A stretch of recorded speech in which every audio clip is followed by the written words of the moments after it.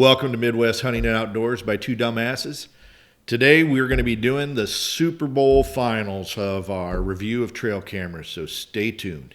Hi, this is Tim and Joel. Welcome to Midwest Hunting and Outdoors by Two Dumbasses, A podcast about the outdoors, hunting, and and being a steward of the land. Hey, if you like what these two dumbasses are doing, please hit the like button and subscribe today.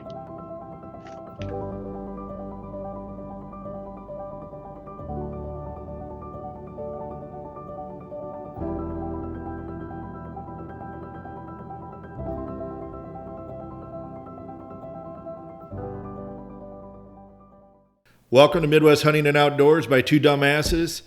We have Tim, Joel, and we have our special guest, Jace. And we are going to be going through the finals of our two budget camera trail camera challenge. So, Super Bowl. Super Bowl. Tell us where we're at, Jake. Yeah, so we left it, we narrowed it down to the returning champ, last year's Super Bowl winner, A700i, versus the new Bushnell L20, which is a replacement for the autopilot, Primos autopilot. So that's really what we're going to get into in this episode is to compare these two trail cameras and see what we got. And both these trail cameras are available. I think we found them on Amazon, $60 roughly or less. So yeah, and I think on eBay you can even get, I know the A700 you can get on eBay for around $55. So that's kind of our top price, and we're evaluating those cameras below. So why don't you take us through, Jake? Yeah, I'm just going to quickly go through the data, but I mean, well, first of all, you would expect these cameras are kind of neck and neck and really close. So, I think it's going to come into some intangibles here on the winner. But just data-wise, when we took pictures with these, both cameras took about the same number of pictures, around 555 cameras. They took the first picture of the first deer and the first picture of birds. That's how sensitive that both of these cameras were. They were picking up birds in the field when they were flying at exactly the same time. So sensitivity in this. And then to back it up even more, we did that 30, 60, 90 feet walk by these cameras. And both cameras had no problems with that and picked up us walking by at those distances. So, the data on paper, they're saying, hey, these cameras are the same. But I think what it's going to come down to is picture quality during the day and during the night.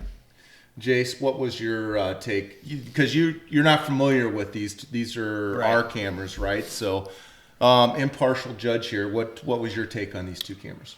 Obviously they both did good, like you said. I'd say if you're going to look at your daylight pictures, this, like you guys said, is frame quality pictures. This is just slightly under that. When it comes down to nighttime pictures, I think the Bushnell pushes itself away a little more. We went from excellent to really good.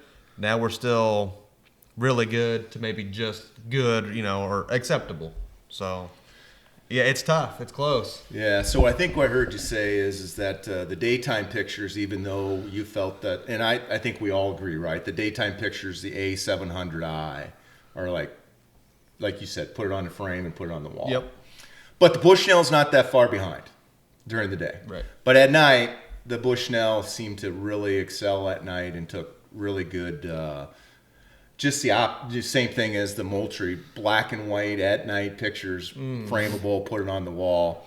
The A700i did a great job of doing it too, but not as crisp, and the separation was much less. Fair? I would say so. So your vote would be?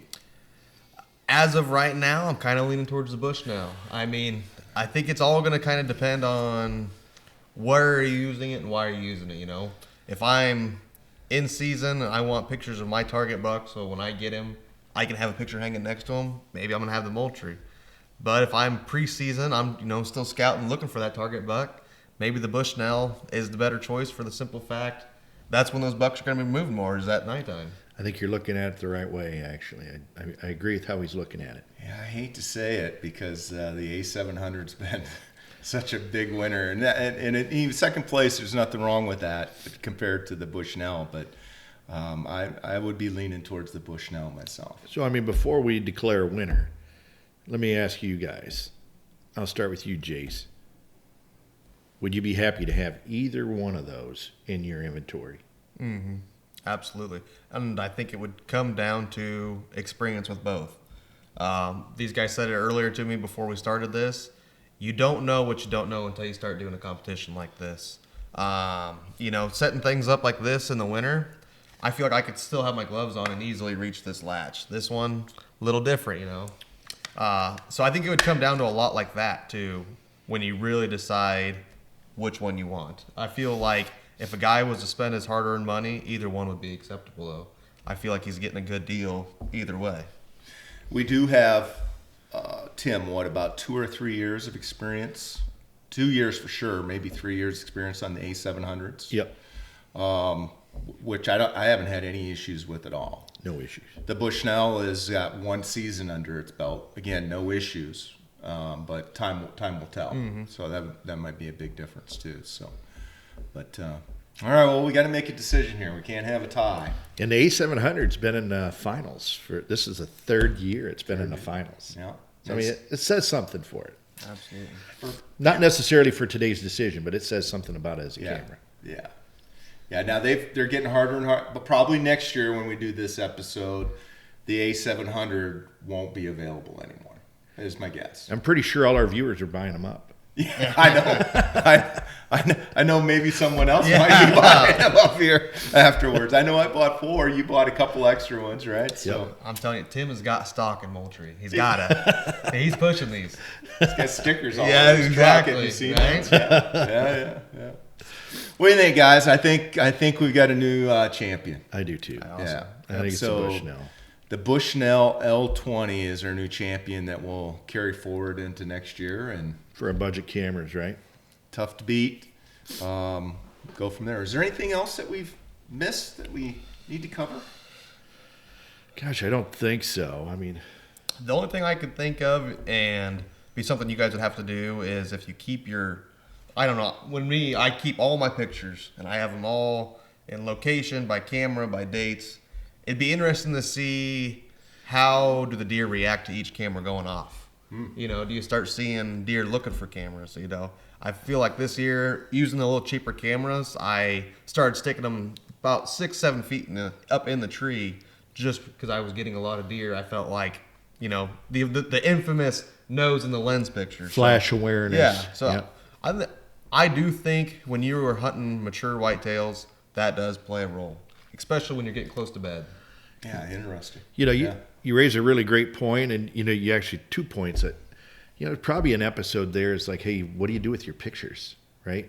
Yeah. There's probably a series of episodes we could do just talking about how do you do the analytics and leverage pictures other than saying, boy, that's a cool deer, right? Right. Yep. Right. Temperature, moon phase, by pressure, etc. Always more episodes. Yeah. Always stops. Well, again, before we say our farewells, Jace, thanks for joining us. I appreciate you guys having me. Thank you. Hopefully these guys will be cool, and next year I can maybe come back and whip them both. I'm ready for some new cameras. So yeah, we gotta increase our camera inventory now because we're literally down to no cameras into next year to test, right? So yep. So I look forward to that for next year. Awesome. All right, folks. Until next time, be safe, have fun, and get outdoors. Thanks for listening or watching our show. We have some exciting topics and guests coming up. We ask that you subscribe to our channel on YouTube and follow us on Twitter, Instagram, and Facebook. We look forward to hearing your suggestions for topics, questions, and comments. This is Two Dumbasses signing off. Until next time, be safe, have fun, and get outdoors.